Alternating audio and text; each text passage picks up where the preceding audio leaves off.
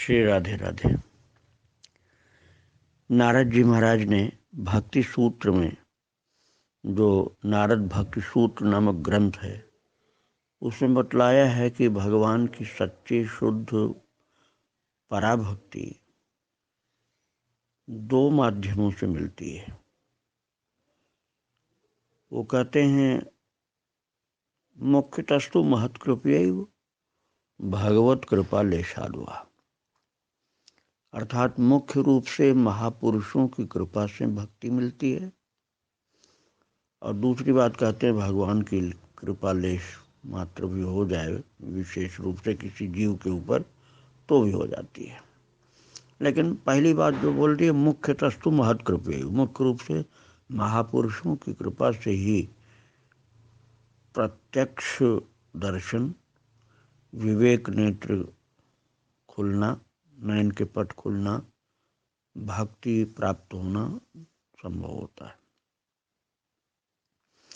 अब मैं आपको एक ऐसे संत का चरित्र सुनाने जा रहा हूँ जिनके ऊपर एक महापुरुष की कृपा होने से एक क्षण में जीवन संपूर्ण रूप से परिवर्तित हो गया और एक साथ ज्ञान भक्ति का उदय हो गया, नयन के पट खुल गए। आप बहुत ही स्नेह से, भाव से श्रवण करिए। घटना 100 वर्ष से अधिक पहले की है और अयोध्या जी की घटना। अयोध्या जी में एक पंडित जी आए थे। वो भागवत की कथा बाँचते थे, भागवत की कथा कहते थे। पंडित जी अच्छे विद्वान थे और कथा भी सुंदर कहते थे। अयोध्या में एक जगह वो कथा कह रहे थे, भागवत की कथा, और संयोग की बात उस समय वे भगवान के रूप का वर्णन कर रहे थे और सुना रहे थे।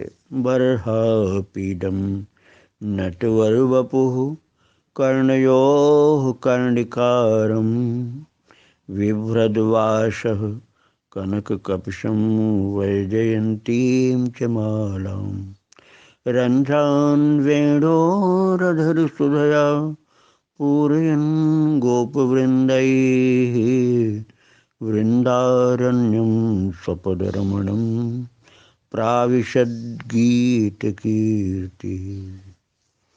भगवान श्री वृंदावन बिहारी लाल वृंदावन में कैसी अद्भुत छवि, कैसी अद्भुत छटा बिखेरते हुए चल रहे हैं, उसका वर्णन उस श्लोक में है जो पंडित जी सुना रहे थे। बरहा पीडम नटवर वपु। ठाकुर जी ऐसे लग रहे हैं जैसे स्टेज पर बस डांस करने ही जा रहे हैं, इतने छैल छबेले सुंदर सजे धजे हैं। और अपने मस्तक के ऊपर उन्होंने मयूर का पंख धारण किया। बरहा पीडम नटवर वपु कर्णयोः कर्णिकारम। अपने दोनों कानों के ऊपर कनेर का पुष्प धारण किया। यहाँ कर्णयोः तो द्विवचन प्रयोग किया गया था, दोनों कान, और पुष्प के लिए एक वचन प्रयोग किया गया, कर्णिकारम, कनेर का पुष्प। दो कान और पुष्प एक, ये कैसे संभव हो सकता है?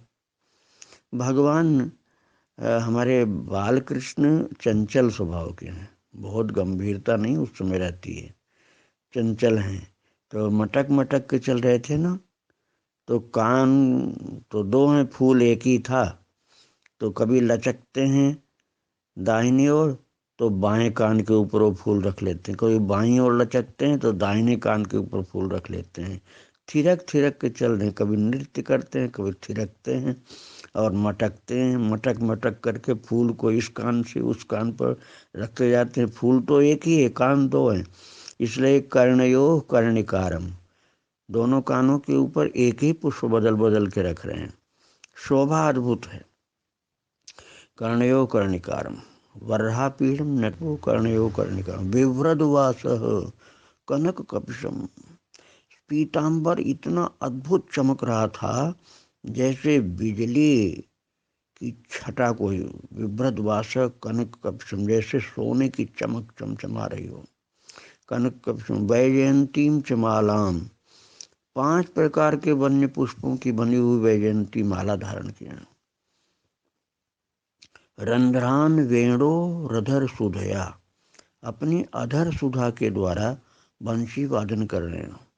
पूरयन गोप वृंदई, और गोप बालकों के द्वारा घिरे हुए चल रहे हैं। वृंदारण्यम स्वपद रमणम प्राविशद गीत कीर्ति, वृंदावन में प्रवेश कर रहे हैं ठाकुर जी, और सब गोप बालक जय हो कन्हैया, जय हो गोपाल, जय हो छैल छबीले लाल, जय जयकार कर रहे हैं और प्रभु का गुणगान कर रहे हैं गोप बालक। ऐसी सुंदर मतवाली चाल से चल रहे हैं कि देख देख कर के देवी देवता भी लोटपोट हो रहे हैं, ऋषि मुनि भी निहाल हो रहे हैं। ऐसी अद्भुत छवि बिखेरते हुए श्री वृंदावन धाम में ठाकुर जी विहार कर रहे हैं, विचरण कर रहे हैं। कन्हैया के नेत्र बहुत बड़े बड़े हैं, गाल बड़े उभारदार, और जरा सा मुस्कुराते हैं तो हल्का सा गड्ढा पड़ता है। प्रभु जब जोर से मुस्कुराते हैं तो गहरा सा गड्ढा पड़ता है, जैसे जमुना की भंवर सी हो गई है श्याम घाट में। देखने वाले के कलेजे में जैसे हूक सी उठती है और लपकता है कि एक बार छाती से गाढ़ आलिंगन कर लें, और मन होता है कि एक बार मुख से उनका गाल चूम लें। ऐसी मधुर स्मित भाषण है उनका, और आंखें बड़ी बड़ी, गाल उभारदार, चिकनी सी ठुड्डी है, केस बड़े सटकारे घुंघराले। ऐसी अद्भुत शोभा उनकी है कि देख देख करके लोग एकदम प्रेम विभोर हो रहे हैं। बड़ी विलक्षण छवि बिखेरते हुए प्रभु चल रहे हैं। इस प्रकार से पंडित जी भागवत कथा कहते हुए कन्हैया की छवि का वर्णन कर रहे थे, और जिस समय वो छवि का वर्णन कर रहे थे उसी समय एक मुसलमान फकीर, बली शाह नाम जिसका था, वो आ गया। वो मुसलमान फकीर वास्तव में महापुरुष था। भक्तों महापुरुष के लिए नारद जी ने नहीं कहा कि किस जाति का हो, किस संप्रदाय का हो, किस मजहब का हो, मुख्यतस्तु महत्कृपयी, ये बोला उन्होंने। वो महापुरुष किसी भी संप्रदाय का हो सकता, किसी जाति का हो सकता, किसी मजहब का हो सकता है, लेकिन उसके अंदर सच्ची महानता होनी जरूरी है। सच्ची भक्ति की ऊंचाई होनी, अद्भुत ऊंचाई होनी आवश्यक है। वो मुसलमान फकीर बेश से ही फकीर मुसलमान दिखलाई पड़ रहा था, और लिंगोटी लगाए हुए था, जिससे लगता था किसी संत के माध्यम से ये स्थिति प्राप्त हुई थी। और कमरी काली उनके पास थी, सांवले थे, दाढ़ी बाल केस थे। वो बली शाह नाम के मुसलमान फकीर आ करके सम्मुख खड़े, बहुत भाव से सुना कन्हैया की छवि का वर्णन जो पंडित जी ने कथा में किया। उसको फकीर बली शाह ने बहुत ही प्यार से, बहुत ध्यान से सुना, और जब वो वर्णन सुनते सुनते भाव विभोर हो गए तो वो नृत्य करने लगे। मस्त हो करके वो फकीर नाचने लगा। देखो भक्तों, आजकल जो डांस के लिए संगीत बजता है, तबला, पखावल, ढोलक की थाप जो लगती है, उस पर डांस करना तो सरल होता है, उस पर कोई भी नृत्य कर लेगा। लेकिन बिना बाजा के, उस समय भागवत पर संगीत नहीं बजते थे जबकि बात की जा रही, बिना बाजा के, बिना कोई ताल दिए, बिना कोई थाप दिए, बिना कोई म्यूजिक के, और वो इतना मतवाली नाच प्रकट हो गई फकीर के शरीर में, एकदम प्रेम विभोर हो करके नाचने लगे। क्योंकि वो किसी संगीत के या किसी बाजा के सहारे से नहीं नाच रहे थे, वो भगवान के नृत्य की छवि उनके अंदर प्रकट हो गई। ये जब छवि का वर्णन सुना फकीर ने, तो भगवान के नृत्य पूर्ण छवि का जो वर्णन कर रहे थे पंडित जी, वो फकीर के अंदर प्रकट हो गई, और वो भाव विभोर होकर के नाचने लगा। पंडित वो फकीर मस्त होकर के फकीर नाचने लगा, और जब तक वर्णन हुआ तब तक, उसके बाद तक नाचता रहा। और जब पंडित जी ने जय जयकार कर दिया, वो प्रसंग समाप्त हुआ, तब लौट करके प्रणाम किया फकीर ने, और इसके बाद पूछा, पंडित जी आपकी कथा यहाँ के बाद अयोध्या जी के बाद और कहीं होनी आगे? पंडित जी ने कहा हाँ, आगे लखनऊ में कथा होगी। तारीख बता दिया और जगह भी बता दिया। महाराज वो बली शाह फकीर लखनऊ भी पहुंच गए, ठीक तारीख में ठीक जगह पर पहुंच गए। और जब वहाँ कथा चल रही थी तो संयोग की बात कि उस दिन वो छवि का वर्णन नहीं था। और जब विराम हुआ बीच में तो खड़ा होकर के फकीर ने कहा, पंडित जी हमें तो ठाकुर जी की छवि का वर्णन सुनाइए। जो आपने अयोध्या जी में सुनाया था वही छवि का वर्णन सुनाइए। मैं तो वही सुनने के लिए आया हूँ। भगवान के स्वरूप का वर्णन कर सुनाइए। और फिर से पंडित जी ने सुनाना शुरू किया। बरह पीड़म नटवर वपु कर्णयो कर्णिकारम विभ्रद्वास कनक कपिशं वैजयन्तीं च मालाम् रन्ध्रान् वेणोरधर सुधया पूरयन् गोपवृन्दैः वृन्दारण्यं स्वपदरमणं प्राविशद्गीत कीर्ति। महाराज जो अभी हमने आप लोगों को सुनाया प्रभु की छवि का वर्णन बड़ा सुंदर किया पंडित जी ने। और जब पंडित जी वर्णन करने लगे छवि का तो वो बली शाह फकीर फिर से नृत्य करने लगे। उन्हें बिल्कुल ये नहीं सोचना था कि यहाँ लखनऊ में लोग हमको देख रहे हैं, कहेंगे पागल है और मुसलमान कहाँ से आ गया है, कैसे कथा में आके नाचने लगा। ये सब कुछ नहीं सोचा उन्होंने। और इतनी तीव्रता से नृत्य करने लगे कि सब देखने वाले चकित हो गए। और अंदर ठाकुर जी नाच रहे हैं उनके, और बाहर से लोग दुनिया उनको देख रहे कि ये फकीर तो मतवाला होकर मस्त होकर नाच रहा। कथा का वर्णन जब समाप्त हुआ, जय जयकार किया पंडित जी ने, तब वो धड़ाम से धरती पर गिरा वो फकीर और प्रणाम करके खड़ा हुआ और बोला, पंडित जी आपकी कथा आगे भी कहीं होगी? पंडित जी ने कहा हाँ, मेरी कथा आगे उस तारीख को गोवर्धन में उस जगह पर होगी। बस प्रणाम करके वो फकीर तो चल दिया। जब पंडित जी की कथा गोवर्धन में चल रही थी तो वो फकीर बली शाह फिर पहुंच गए और उनसे फिर से कहा, पंडित जी हमें गोपाल के स्वरूप का वर्णन सुनाइए।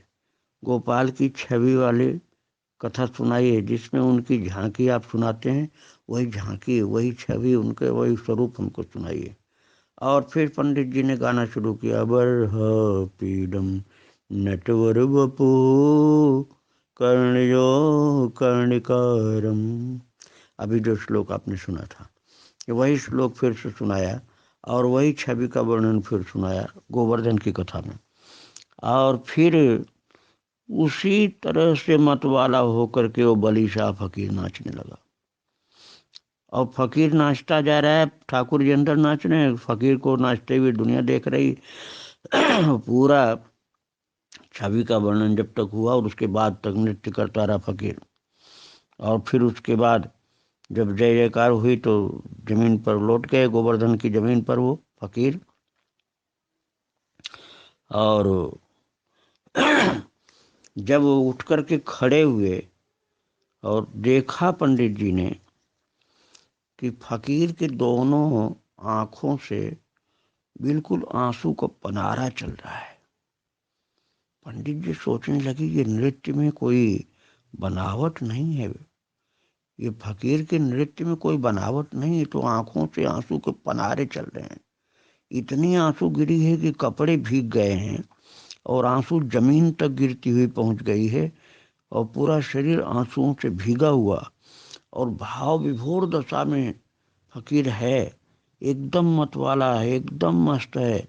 और इतना आंसू गिरी, इतनी आंसू गिरी कि जो संभव भी नहीं हो सकता कि इतनी आंसू कहाँ से आई है। पंडित जी सोचने लगे, मैं कितने दिनों से कथा बांचता हूँ। पंडित जी के मन पर वास्तव में बड़ी चोट लगी और वो मन में सोचने लगे, मैं कितने दिनों से कथा बांचता हूँ, अंदर में मेरे भगवान का भाव नहीं है। पैसा कमाता हूँ, सब सामान घर ले जाता हूँ, मान बढ़ाई में पड़ा हूँ, लोग पैर छूते हैं इसी में फूल के कुप्पा होता रहता हूँ। और रुपए पैसे इकट्ठा करना, घर का खर्चा चलाना, इसको मैंने अपना बिजनेस बना रखा, व्यवसाय बना रखा है। भागवत की कथा को बांटने का व्यवसाय है मेरा। तो मुझे तो ये प्रेम कभी भी नहीं मिला जो इस फकीर को मिला है। हाय, मैं जिंदगी भर कथा बाँचा, कहने को ब्राह्मण हूँ, लेकिन इस फकीर, इस मुसलमान फकीर को जो भक्ति, जो प्रेम प्रभु ने दिया है, वो मुझको नहीं मिला। ऐसा पंडित जी के मन में पछतावा होने लगा कि मेरी तो कथा इतनी हुई और मुझे कुछ भी अंदर से भाव नहीं, कोई आनंद नहीं आया। मैं तो मान बढ़ाई में पड़ा हूँ, रुपए पैसे में पड़ा हूँ, और ये फकीर तो भगवान के स्वरूप का वर्णन सुनकर मतवाला होकर नाचता है। ऐसा जोर से भाव उमड़ा पंडित जी को कि पंडित जी आसन से कूद करके नीचे आए और फकीर के पैरों में गिर पड़े और रोने लगे। और रो रो करके कहने लगे, बाबा मेरे ऊपर भी कृपा कर दो, ये भक्ति, ये भाव मुझे भी दे दो, मेरा जीवन व्यर्थ है, ये भक्ति आपकी जैसी मुझे नहीं मिली। महाराज, फकीर ने तुरंत उठा करके छाती से लगा लिया पंडित जी को और उन्हीं के अंगूठे से उनके आंसू पोंछ करके गले से चिपका लिया।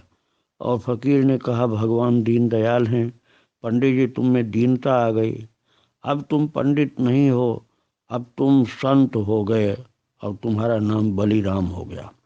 मेरा नाम बलि शाह है और तुम मेरे अब भक्त हो गए, बलि शाह के शिष्य बलिराम हो गए। अब तुम्हारे पट खुल गए, चिंता मत करो, भक्ति प्राप्त हो गई। ज्यों ही सिर पर हाथ फेरा फकीर ने, उसी समय नेत्रों के पट खुल गए, दुनिया का दृश्य बदल गया, भगवान का दृश्य सर्वत्र दिखलाई पड़ने लगा। पंडित जी ने गोवर्धन की कथा का एक भी सामान नहीं उठाया, एक भी रुपया पैसा नहीं उठाया, कोई कपड़ा नहीं उठाया, कोई धन दौलत को हाथ नहीं लगाया। फकीर के चरणों में प्रणाम किया, बोले बाबा मेरे लिए क्या गया है। फकीर ने कहा, तुम अयोध्या चले जाओ, भिक्षा करके अयोध्या में रहना, धन मत इकट्ठा करना, और तुम्हारे ऊपर कृपा हो चुकी है। बस पंडित जी उसी समय अयोध्या के लिए चल पड़े। पंडित जी जो कपड़ा पहने हुए थे वही कपड़ा पहने हुए चले गए, न कोई कपड़ा लिया, न कोई सामान, न कुछ पैसा लिया। और जिस गांव से निकलते थे ऐसी भाव विभोर दशा उनकी दिखलाई पड़ती थी कि सब लोग बड़ी खातिर करते थे, बड़ी इज्जत करते थे। अयोध्या में पहुंचे तो लोग पंडित जी को पहचान गए, क्योंकि अयोध्या जी में बहुत बार कथा भी किया था। अयोध्या माता की कृपा हो गई, धाम की कृपा हो गई। वो धाम की कृपा, ठाकुर जी की कृपा फकीर बली शाह के माध्यम से हुई। और थोड़ा प्रसाद पाते थे। एक बार अयोध्या जी में भिक्षा मांग करके मंदिरों में जाते, सरजू नहाते, और वो बड़ी ऊंची स्थिति हो गई पंडित जी की, संत हो गए थे और मुस्कराया करते थे। जब कोई उनसे कुछ पूछे तो हाथ हिला देते थे, मुस्करा देते थे, और किसी की आंख में आंख नहीं मिलाते थे, किसी को ध्यान से देखते नहीं थे। उनको तो अब दुनिया दूसरी हो गई थी, ठाकुर जी को देखते थे। महाराज, पूरा जीवन शेष उन्होंने अयोध्या जी में बिताया और बस भागवत दर्शन में, भगवत ध्यान में, भगवान की छवि मस्त होकर के कभी नृत्य करते थे, कभी मुस्कुराते थे, कभी हंसते थे, कभी हाथ हिलाते थे, किसी की ओर देखते नहीं थे। प्रमोद वन में भिक्षा मांग मांग करके जगह जगह लेट जाते थे। कोई मतलब नहीं रहा उनका, घर से कोई मतलब दुनिया से नहीं रहा। और अब से लगभग 100 वर्ष पहले उन्होंने प्रमोद वन में शरीर छोड़ा था अयोध्या जी में। तब उनका शरीर 98 साल का था। 98 साल की उम्र में अयोध्या जी में शरीर छोड़ा और प्रमोद वन में उनकी समाधि बनाई गई, संत पंडित बलिराम जी की समाधि। वो समाधि अब भी प्रमोद वन में संभवतः है, पुराने लोग जानते हैं। वो फकीर का नाम बली शाह था। उन्हीं के माध्यम से ठाकुर जी ने ऐसी अद्भुत कृपा की कि वो भागवत कथा कहने वाले पंडित जी महान संत हो गए और आज भी उनकी समाधि पर जो श्रद्धा रखने वाले जानकार भक्त लोग हैं सिर झुकाते हुए जाते हैं। जय जय श्री राधे, जय जय श्री सीताराम। अयोध्या धाम की जय, श्री गिरिराज जी महाराज की जय, श्रीमद् भागवत महापुराण की जय। श्री राधे।